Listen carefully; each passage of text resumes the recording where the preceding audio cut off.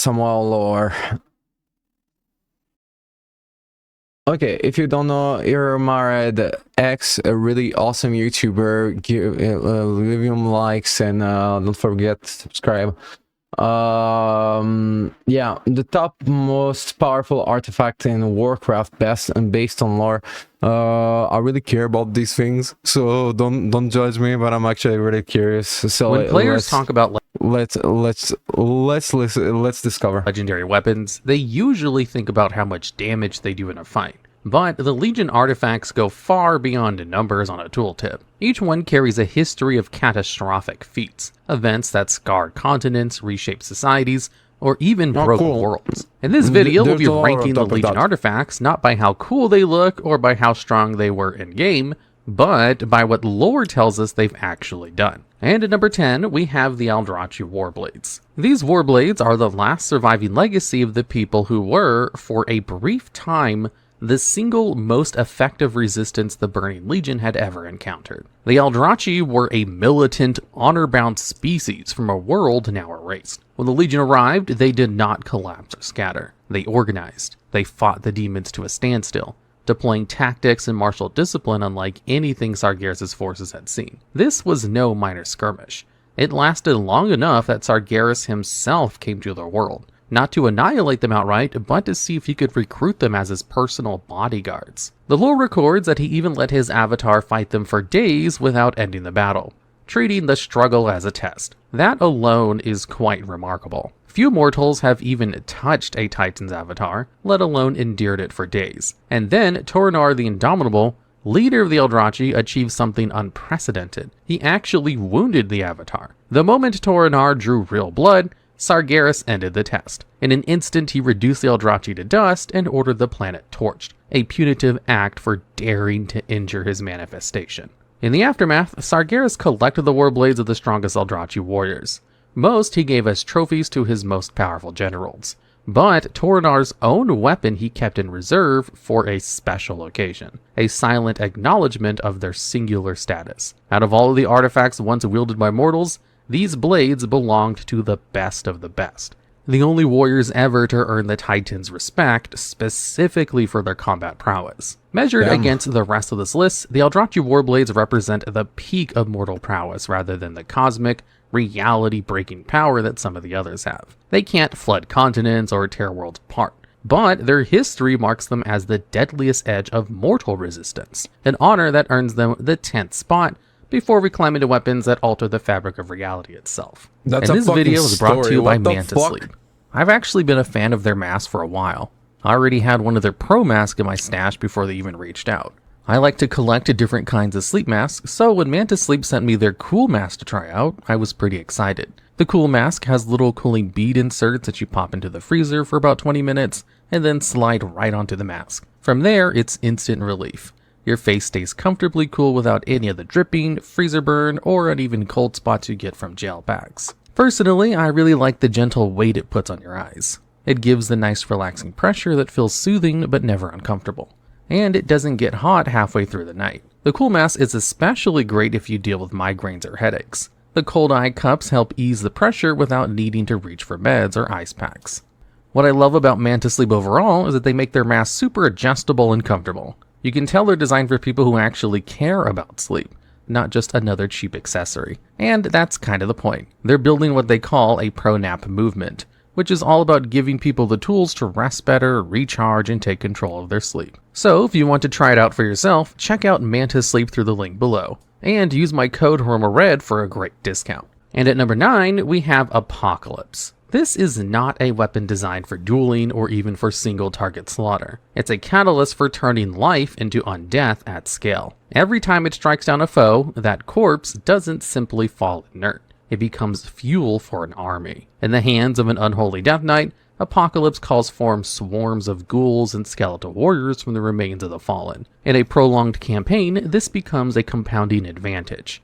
Each enemy slain becomes another soldier fighting for the wielder, accelerating the collapse of opposing forces until whole battlefields are under undead control. The destruction it could cause could nearly be directly correlated to Frostmourne. In theory, given enough time and victims, a wielder of Apocalypse could methodically convert every living creature on Azeroth into undead thralls, not through a single apocalyptic spell, but through relentless, exponential recruitment. This is a slower but arguably more terrifying path to annihilation than a one-time explosion. Even at smaller scales, its effects reshapes war. An army with Apocalypse could invade a city, lose half its troops, and emerge even stronger, swelling its ranks with the defenders it just killed, similar to what the Frostmourne did. That potential, rather than flashy, world-breaking feats, is what earns Apocalypse its place at number 9. Because a weapon that can, over time, transform a planet's entire population into an army is an extinction-level threat even without a single catastrophic spell. And at number 8, we have the Scythe of Elune. At first glance, the Scythe of Elune appears to be a spiritual artifact, a link between druidic nature magic and the moon's power. But its most famous feat wasn't healing force or channeling celestial light. It was the creation of the Worgen Curse, a magical infection that reshapes mortals into feral wolf beasts bound to Elune's power. Unlike a single destructive blast, a curse spreads. It jumps from host to host, bypassing fortifications and armor. It destabilizes entire societies, not through direct destruction, but through mass transformation. The Worgen outbreak in Gilneas was only a limited manifestation. Even that small-scale event overwhelmed cities, fractured governments, and produced a permanent cultural scar. Now imagine this same curse seeded intentionally across multiple nations at once. Armies would lose discipline overnight. Civilians would become feral attackers. Borders would collapse under waves of uncontrolled, supernaturally strong creatures. In the right hands, this artifact could trigger apocalyptic levels of chaos.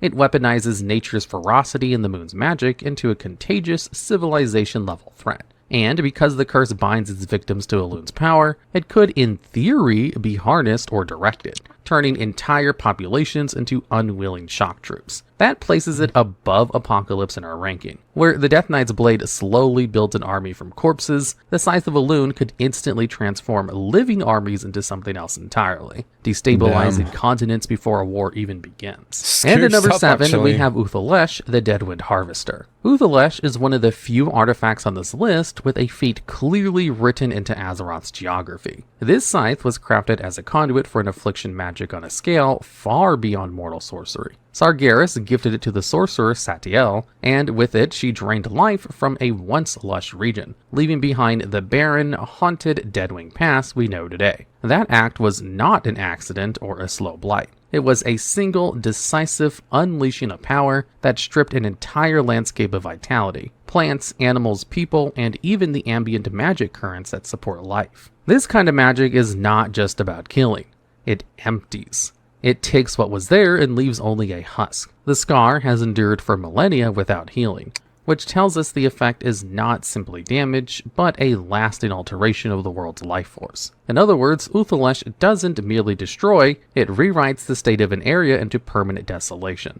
Scale that up and the implications are dire. If a single wielder could drain Deadwing Pass, multiple uses or an empowered casting could depopulate entire continents, leaving wastelands where civilizations once stood. Even at smaller ranges, it is an ideal terror weapon, striking not armies, but the very land they rely on. Compared to the Scythe of Elune's chaos or Apocalypse's gradual conversion, Uthalesh operates with surgical, region-level annihilation, and a scar that lingers indefinitely. The combination of immediate devastation and permanent ruin earns it the 7th spot on this list. And at number 6, we have the Fist of Ra-Den. These fists are less a weapon in the traditional sense and more a Titan caliber conduit for elemental energy. Ra-Den himself, a keeper created by the Titans directly, wielded it to shape life and command storms. With it, he split the skies, unleashing lightning powerful enough to topple armies, and, most impressively,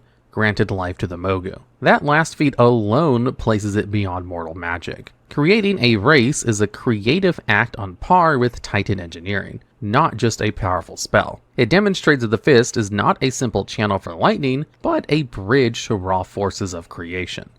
On the destructive scale, the same storms could devastate fleets, tear apart cities, or erase whole regions with unending thunder. A single wielder could command weather on a continental scale, disrupting agriculture, transport, and defense systems long before direct strikes. Where Uthalish leaves land lifeless, the Fists of Ra-Den could render it uninhabitable with endless storms, or conversely create new life in its aftermath. That duality, cataclysm, or genesis is rare amongst weapons. It's also telling that the Fist feats are documented, not hypothetical. We have historical precedent for it granting life in Ultra in the Sky. Given Ra-Den's status as a Titan construct, the true upper limit of its power in mortal hands remains unknown, but even a fraction of its capability makes it one of the most potent environment-shaping artifacts in Azeroth's history. That's why it sits just above Uthalish. It can do everything a region-level destructive weapon can, but it can also perform Titan-like acts of creation.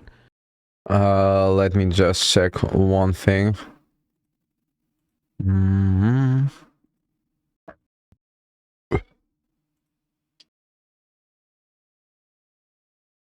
Making its potential. Okay, still no crush, nothing. Okay. Let's keep on going. Impact on the world's balance even greater. And at number 5, we have Shara's Doll, Scepter of Tides. This is an artifact of water, and in Warcraft lore, water has always been underestimated as a weapon. This scepter doesn't just move tides, it embodies the ocean's full, ungovernable force. In ancient times, it summoned a cataclysmic flood that wiped out coastlines and reshaped civilizations. But you don't even have to look that far back to see what kind of power this means.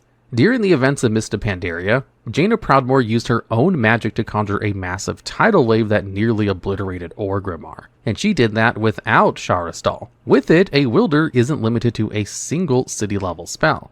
They command the seas themselves. This means, in practical terms, Shara's Doll could do far more than drown a single harbor. Every major capital built on or near water, Stormwind, Borealis, Zandalar, Undercity before its fall, depends on predictable tides. A wielder with no restraint could erase half the great cities of Azeroth off the face of the map in one campaign. Instead of fighting armies, you collapse them under walls of water, sinking fleets before they launch, and wiping out infrastructure in hours. Even if the destruction isn't total, the economic and political fallout would be catastrophic. It's a weapon that destabilizes nations at the roots. The duality makes it even more dangerous. As a restoration artifact, it can heal and nurture, but that same control allows for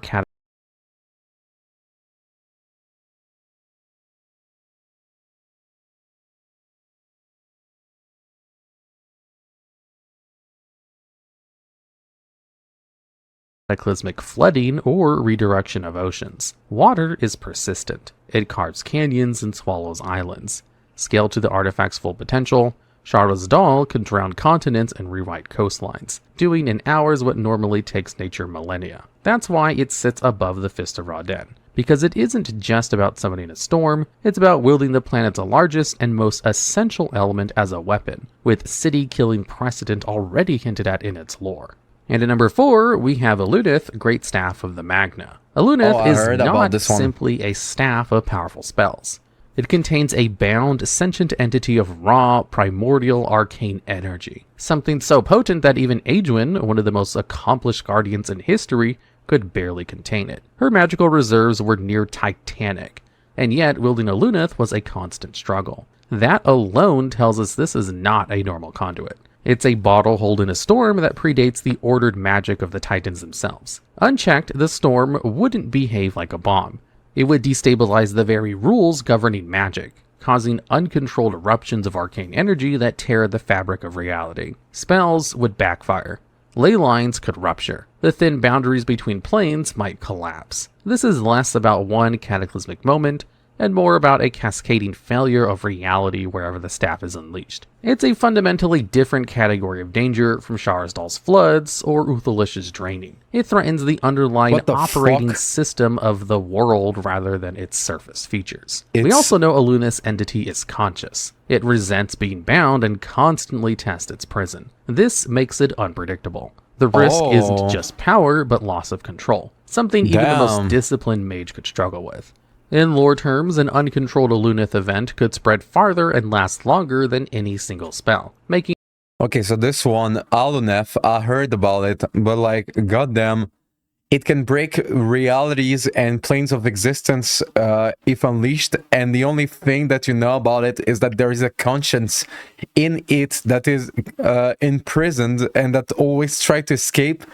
This is crazy power, scary. This is so fascinating. regions permanently unstable for arcane practice, or even the basic laws of physics. Because of this, Alunith sits high on this list, despite not having a single shattering world feat. It instead represents a sustained Good. existential threat to reality's integrity. While Shara's Doll can drown continents and the Fist of Ra-Den can create or destroy life, Alunith could make the laws of magic themselves collapse. A danger on par with cosmic level entities. And at number 3, we have Tuer, Beacon of the Naru.